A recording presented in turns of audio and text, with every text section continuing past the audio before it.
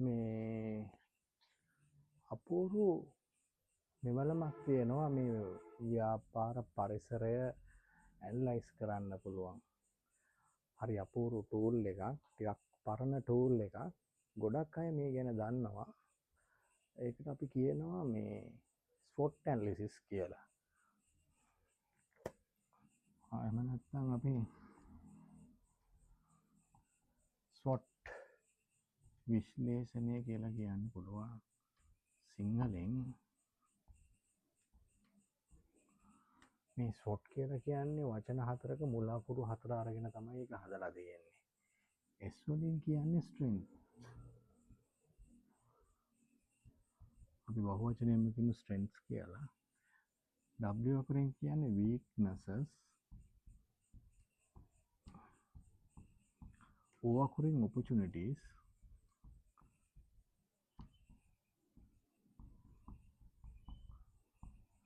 T අකුරෙන් කියනවා threats. මම ටක් ගාලා මේක පරිවර්තනය කරන්න සිංහලට. strengths කියන්නේ ශක්තියින්, weaknesses කියන්නේ දුර්වලතා, ඊට පස්සේ මේකට අවස්ථා, opportunities කියන්නේ අවස්ථා, threats කියන්නේ තර්ජන. හරි. එතකොට මේක සමහර සිංහල පොත්වල තියෙනවා මේ ශක්තියින්, දුර්වලතා, අවස්ථා, තර්ජන විශ්ලේෂණය කියලා. එහෙම නැත්නම් ඉතින් මතක තියාගන්න ලේසි SWOT analysis කියවනම්. හරි? SWOT analysis. අපි පොඩි SWOT analysis එකක් කරමුද මේ? ඒ කියන්නේ අපි ගාව ඇත්ත විස්තර නැහැ මේ වෙලාවේ නිකන් ආයතනයක දත්ත නැහැ. අරගෙන මේක ආයතනයක පොඩ්ඩක් ඔය කට්ටිය එකතු කරලා 10-15 දෙනෙක් එකතු කරලා මේ මැනේජ්මන්ට් ටීම් එකම ගන්නත් පුළුවන්. අන්න මැනේජ්මන්ට් ටීම් එක අරගෙන ඒගොල්ලොත් එක්ක පොඩ්ඩක් සාකච්ඡා කරලා හඳුනා ගන්න පුළුවන්. ඒතොර මේක හඳුනා ගන්න මේක ඇනලයිස් කරද්දී මේ වගේ පොඩියට කොටුවක් ගහ ගන්න පුළුවන් චතුරස්‍රයක්. ඒක අපිට හතරට බෙදා ගන්න. හරි? මේකට දානවා ශක්තියින්. හරි? මේකට දානවා දුර්වලතා. අපි මේ බොක්ස් එකට දානවා අවස්ථා. අපි මේ බොක්ස් එකට දාමු තර්ජන. හරි? මතක තියාගන්න දැන් අපි ඉස්සෙල්ලා කතා කරන්නේ ව්‍යාපාරයක අභ්‍යන්තර හා බාහිර පරිසර කියලා දෙකක් තියෙනවා කියලා. ඉතින් මෙතෙන්දී ශක්තියින් දුර්වලතා කියන්නේ අභ්‍යන්තර පරිසරයෙන් එන්නේ. කියන්නේ මේ බොක්ස් දෙකේ ඉන්නේ අභ්‍යන්තර පරිසරයට.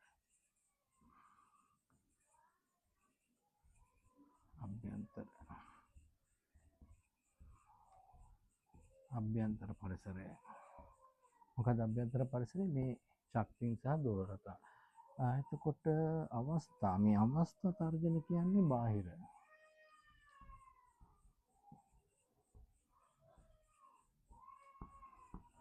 බාහිර පරිසරය. නිකන් අපි එකක් දෙකක් සාකච්ඡා කරලා බලමු ඔයගොල්ලන්ට තේරුම් ගන්න. දැන් ඔයගොල්ලෝ හිතමු ඔයගොල්ලෝ මැනේජ්මන්ට් ටීම් එකත් එක්ක කතා කරලා යම් කිසි එක ව්‍යාපාරයක මේ දත්ත ටික එකතු කරනවා. එකතු කරලා දැන් ඉස්සෙල්ලාම ශක්තියින් ගැන අහනවා. මොනවද ඔයගොල්ලන්ට තියෙන ශක්තිය? ඒකට කියන්න පුළුවන් අපි අපේ ඉන්න ඔක්කොම මේ සේවකයන් හොඳට පුහුණු වෙලා ට්‍රේන් වෙච්ච. එතකොට පුහුණු වෙච්ච සේවකයෝ. තව කියන්න පුළුවන් ඒගොල්ලන්ට ඒගොල්ලෝ අවුරුදු දැන් 25ක් විතර මේ බිස්නස් එකේ ඉන්නවා. ඒගොල්ලෝ හොඳ නමක් තියෙනවා. කීර්තිනාමය. හරි කීර්තිනාමය.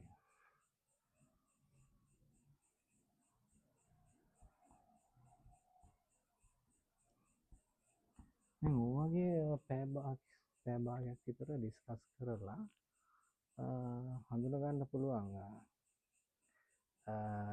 මේ ශක්තියින් මොනවද කියලා. හරි? ඊට පස්සේ දුර්වලතා කියන්නේ තමන් අභ්‍යන්තරව තියෙන දුර්වලතා. ඒකට කියන්න පුළුවන් පුහුණු සේවකයෝ ඉන්නවා. නමුත් සේවකයන් අස් වෙලා යනවා වැඩි. කියන්නේ අපි ඒකට කියනවා මොකද්ද මේ සේවකයන් රැකියාව හැර යන ප්‍රමාණය.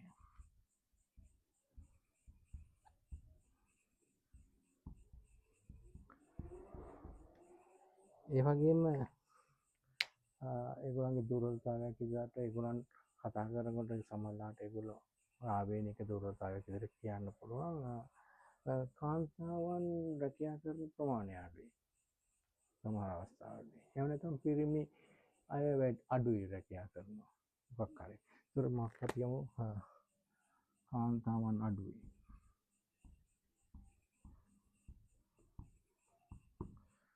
වගේ තව දිගට යන්න පුළුවන්. ඊට පස්සේ මේ අභ්‍යන්තර තත්ත්වය ගැන කතා කරනවා. ඒතර බාහිර දේවල් ගැන කතා කරලා අවස්ථා ඉදරට කියන්න පුළුවන් ඒගොල්ලන්ට චීනෙත් එක්ක එහෙම නැත්නම් විදේශ ආයෝජකයෙක් හරි කවුරු හරි විදේශ ආයෝජකයෙක් මේ ඉන්නවා කියන්නේ. ඒ කියන්නේ අවස්ථාවක් තියෙන ව්‍යාපාරයට අපුල් කරන්න.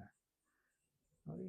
එතකොට තර්ජන විදිහට දාන්න පුළුවන් අපි රජයෙන් නව නීතියක් දාන ව්‍යාපාරයට බලපාන විදිහට රජය නව නීතියක් ගේනවා. හිතන්න මේගොල්ලෝ කරන ව්‍යාපාරයට කලින් බලපත්‍රයක් ගන්න ඕනේ නැහැ. නමුත් දැන් රජය ගේනවා නීතියක් බලපත්‍රයක් ගැනීම අනිවාර්ය කරලා වගේ. අන්න ඒ වගේ තත්ත්වයක්. රජයේ නීතියක් ගෙන එක ටිකක් ත්‍රෙට් එකක්. මොකද ඒ ත්‍රෙට් එක වෙන්නේ ඉතින් බලපත්‍රයක් හම්බුනේ නැත්නම් ඒගොල්ලන්ට ව්‍යාපාර කරගෙන යන්න බැරි වෙනවානේ. ඒකට ඒක බාහිරින් එන තර්ජනයක්. ඉතින් මේ වගේ ලයිස්තු ගත කරාම අන්තිමට කරන්නේ අපි සැලසුමක් හදන්න ඕන. මේ ව්‍යාපාර පරිසරය සම්බන්ධයෙන් මේ ව්‍යාපාර පරිසරයේ තත්ත්වයන් අපි කොහොමද ව්‍යාපාරයේ අරමුණු එහෙම නැත්නම් ව්‍යාපාරයේ තවදුරටත් ශක්තිමත් කරන්න කොහොමද මේ පරිසරයෙන් එන මේ දත්ත එහෙම නැත්නම් හොයාගන්න කරුණු ව්‍යාපාර පරිසරයෙන් හොයාගන්න කරුණු කොහොමද අපි ව්‍යාපාරයේ උන්නතියට මේවා යොදාගන්නේ කියන එකනේ මේ ෂොට් එකෙන් මේ කරන්න යන්නේ ඒකයි. එතකොට අපිට පුළුවන් ශක්තියෙන් තව තවත් වැඩි වෙන්න සැලසුම් කරන්න පුළුවන්. හරි. දැන් හිතමු පුහුණු සේවකයෝ ඉන්නවා. ඒගොල්ලන්ට ගේන්න පුළුවන් ආයතනයේ නව ප්‍රතිපත්තියක් සේවකයන්ට තවත් හොඳට පුහුණු කරනවා. ඒක කන්ටිනියු කරනවා. අන්න ඒ වගේ දෙයක්. එතකොට කීර්ති නාමය සම්බන්ධයෙන් ඒගොල්ලෝ විශේෂයෙන් සැලකිලිමත් වෙනවා. ඉතින් මේක ඒගොල්ලන්ට සැලසුම් කරන්න පුළුවන්. හරි. ඒ වගේ දේවල්. ඒ වගේම ඒගොල්ලන්ගේ දුර්වලතා රැකියා හැර යන එක මොකද කියලා හොයන්න පුළුවන්. ඇයි මේ රැකියාවන් හැර යන්නේ? එක්ක පඩිමදි වෙලාද නැත්නම් වෙලත් මොන හරි ප්‍රශ්නයක්ද කියන එක සම්බන්ධයෙන් ඒගොල්ලන්ට හොයන්න පුළුවන්. හොයලා ඒකට ඒගොල්ලන්ට සැලසුම් කරන්න පුළුවන්. ඉතින් අඩු කාන්තාවන් ඉන්නවනේ ඒකට ප්‍රතිපත්තියක් ගන්න පුළුවන්. අලුත් සේවක බඳවා ගැනීම වලදී අනිවාර්යයෙන්ම අවමාසයෙන් 50%ක්වත් කාන්තාවෝ ඉන්න ඕනේ කියලා. අලුත් සේවකින් බඳවා ගන්නකොට අවස්ථාව දෙන්න ඕනේ කියලා වගේ ඒ වගේ ආයතනය තුල ගන්න පුළුවන් තීරණයක්. මැනේජ්මන්ට් ඩිසිෂන් එක. හරි? කියන්නේ ඒගොල්ලන්ගේ දුර්වලතාවය මගහරව ගන්න ඒගොල්ලන්ට සැලසුම් කරන්න පුළුවන්. හරි?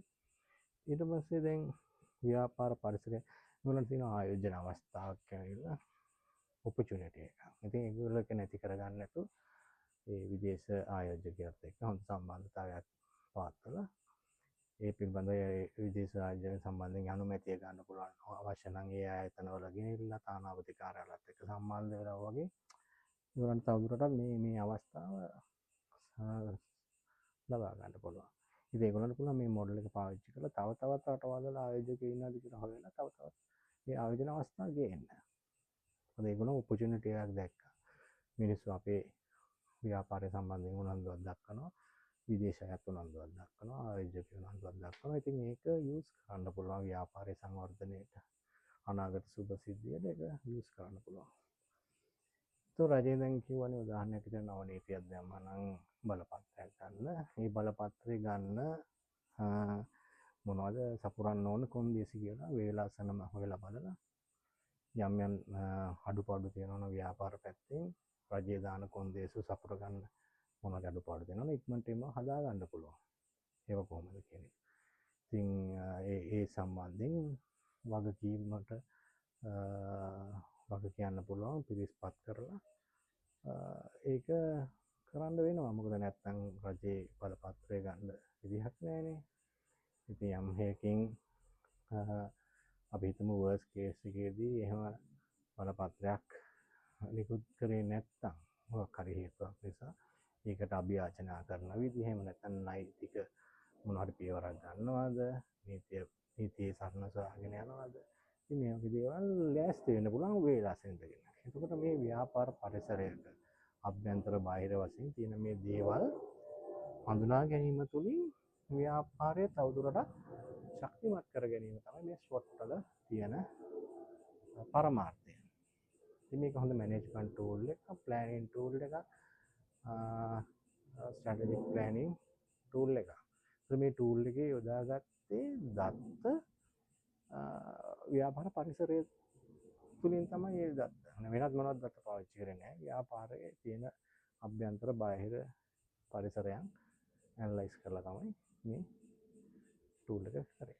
ඉතින් මේක සාම්පල්යක් විදිහට කරේ ව්‍යාපාර පරිසරයේ තියෙන පාඩම ඔයගලන්ට හොඳින් අවබෝධ කර ගැනීම අරමුණෙන් තමයි මේ SWOT එකේ නිකන් සාම්පල් SWOT එකක් කරේ.